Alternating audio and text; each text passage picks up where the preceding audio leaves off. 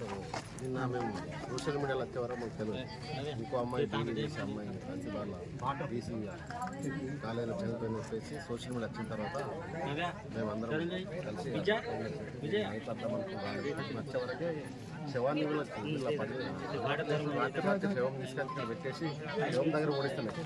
కనీసం ఆ యాజమాన్యాన్ని అసలు ఏం జరిగింది మా బిడ్డకు నిన్న ఒకరోజు ముందు రాత్రి మాట్లాడింది. మామూలు తలనొక్కున్నది, నేను సర్ది గోలేసుకుని చెప్పినా సడన్గా రాత్రి చనిపోవడం అంటే అక్కడ ఏం జరిగిందనేది మాకు అర్థమైంది. పోనీ విషాహారం తిన్నదా అంటే కనీసం హాస్పిటల్కి వెళ్తారు, ఒక 2 రోజులు అవస్థ పడతారు. అటువంటి కాకుండా సడన్గా అమ్మ చనిపోయిందంటే మా అనుమానాలు ఉన్నాయి. దయచేసి అనుమానాలు అంటే ఏంటి, అసలు ఏం జరిగింది అనుకుంటున్నారు? ఏంటి అసలు అనుమానం అంటే ఏంటి? అక్కడ ఏ విధంగా ఒక మనిషి అప్పటిదాకా రాత్రి చనిపోయిందంటే ఏదో ఇన్సిడెంట్ జరిగి ఉంటుంది.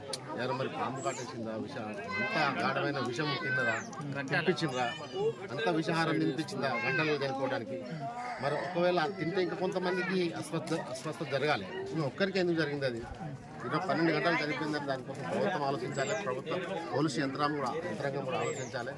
అది ఏదేమైనప్పటికీ మరి చాలా బీదవాళ్ళు ఎక్కడ రూపాయలు కానీ కట్టికలు కాబట్టి వీళ్ళకి ఏదో డిమాండ్ చేసిన 10 లక్షల రూపాయలు, ఒకరికి ఉద్యోగం, ఒక ఇల్లు వాళ్ళని డిమాండ్ చేసిన వాళ్ళు, మేము కూడా వాళ్ళ తరఫు నుంచి డిమాండ్ చేస్తున్నాం.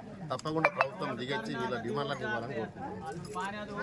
అంతేకాకుండా ఇప్పుడు గతంలో చూస్తే ఎక్కడ చూసిన హాస్టల్లో ఫుడ్ పాయిజన్ అనేది రోజు రోజుకు పెరిగిపోతూ ఉన్నది. ఈ బిడ్డలు జరిగినట్టే ఇంకే బిడ్డలు జరగకుండా ఎప్పుడైనా ప్రభుత్వం స్పందించి ఇంకో బిడ్డలైనా కాపాడే ప్రయత్నం చేయాలని మేము మా పార్టీ తరఫు నుంచి డిమాండ్ చేస్తున్నాం.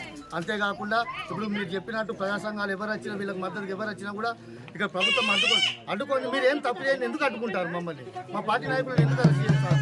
మీ ప్రభుత్వాన్ని మీరు తప్పులు కప్పించుకోవడానికి ఇలాంటివి చేస్తారు. కానీ భవిష్యత్తులో ఇలాంటివి అయితే మాత్రం రాష్ట్ర వ్యాప్తంగా దీన్ని పెద్ద ఎత్తున డాక్టర్ ఆర్ఎస్ ప్రవీణ్ కుమార్ గారి ఆధ్వర్యంలో హాస్టల్ విజిట్ చేసినా ప్రభుత్వం ఏదో షోపు టాప్కు పోయి ఇంత మంత్రులు పోయి ఎమ్మెల్యేలు పోయి భోజనం చేసి షోపు టాప్ పోజులు తీయడానికే, ఫోటోలు తీయడానికే నిమిత్తం మాత్రం అంతే మాత్రానికి ఉపయోగించుకుంటారు. కానీ ఒక బిడ్డ భవిష్యత్తులను ఎట్లా కాపాడాలి? ఇప్పుడు అన్న చెప్పినట్టు ఏదైనా ఒకవేళ జరిగినా కానీ ఎంత పెద్ద ఫైజన్ తీసుకున్నా ఒక గంటలు అరగంటలు చనిపోవడం అంటే ఇది నమ్మదగిన విషయం కాదు. అసలు ఇంతవరకు కూడా కలెక్టర్ గారు ఇక్కడ ఈ మారుమూల ప్రాంతానికి కలెక్టర్ గారు రాకపోవడం దేనికి కారణం? ఇక్కడ ఉన్నటువంటి స్థానిక ఎమ్మెల్యే రాకపోవడం, ఒక కలెక్టర్ వచ్చి హామీ ఇచ్చి పోతే ఇట్లాంటి అంతా చనిపోయిన కొద్ది హామీలు ఇస్తారు పోతారు. అసలు మా బిడ్డలకు న్యాయం జరిగేది ఎప్పుడు? మా బిడ్డల మృతులు ఇంకా ఎప్పుడు ఆగుతాయని బీఆర్ఎస్ పార్టీ నుంచి గట్టిగా డిమాండ్ చేస్తున్నాం. ఇప్పటికైనా ఈ మృతితోటి ఇంకోటి మాత్రం ఈ జిల్లాలో కానీ రాష్ట్రంలో ఎక్కడైనా కూడా మేము నిరంతరం ప్రజల పక్షాల నుండి పోరాడతామని మీ ద్వారా గవర్నమెంట్ చెప్తారు.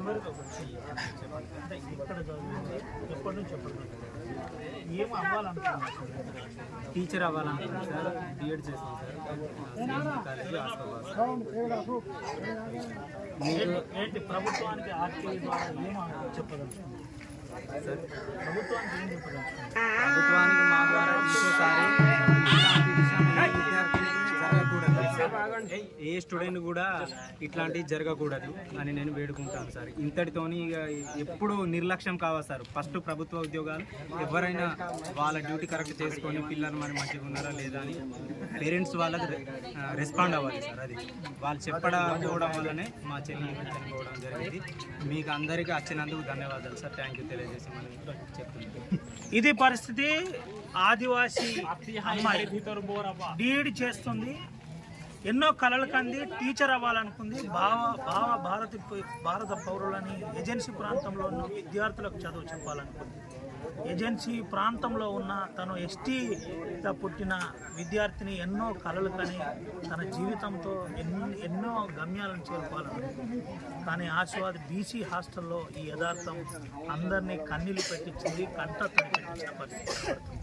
వరుస మరణాలు కొమరం భీం ఆసిఫాబాద్ జిల్లాలో జరుగుతూనే ఉన్నాయి.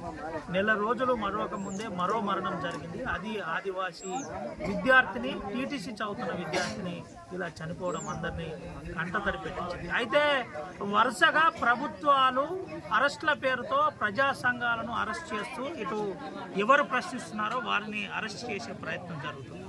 కానీ వాస్తవిక పరిస్థితి ఎక్కడ జరిగింది, ఎక్కడ ఇబ్బంది ఉంది, అసలు ఎందుకు ఈ హాస్టల్లో చదువుతున్న అమ్మాయిలు చనిపోతున్నారు అనే కోణంలో ప్రభుత్వం ఆలోచించట్లేదని ప్రజా సంఘాలు మండిపడుతున్న పరిస్థితి. విద్యార్థినికి సంబంధించిన తల్లిదండ్రులు కూడా ఒకే విషయం చెప్తున్నారు. మా పాప వెంకటలక్ష్మికి ఎటువంటి అనారోగ్యం లేదు, హాస్టల్లో ఉన్న అధికారుల నిర్లక్ష్యమే దీనికి ప్రధాన కారణం అంటున్నారు. చనిపోయి 12 గంటలు గడిచినా ఇప్పటి వరకు ఏ అధికారిని జిల్లా కలెక్టర్ సస్పెండ్ చేయలేదు. సంబంధిత జిల్లా ఇన్ఛార్జ్ మంత్రి కూడా స్పందించలేదు.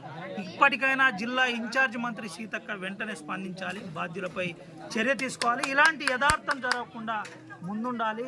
వాస్తవిక పరిస్థితులపై డైట్ ఛార్జీలు పెంచి ఆదివాసీ ప్రాంతంలో నాణ్యమైన విద్య అందిస్తానన్న చెబుతున్న మంత్రి వెంటనే దీనిపై స్పందించాలని ఆర్టీవీ కోరుకుంటుంది. ఏజెన్సీ ప్రాంతాల్లో ఇకనైనా హాస్టళ్లపై ప్రత్యేక శ్రద్ధ పెట్టాలి. ముఖ్యంగా నాణ్యమైన భోజనంతో పాటు ఆరోగ్యంపై అధికారులు శ్రద్ధ పెట్టి వాస్తవికాలపై ప్రత్యేకమైన శ్రద్ధ పెట్టాలని ప్రజా సంఘాలు డిమాండ్ చేస్తున్న పరిస్థితి కనబడుతుంది.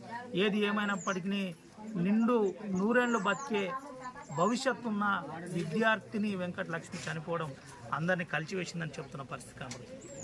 సాయితో రవినాయక్, ఆర్టీవీ, ఆదిలాబాద్.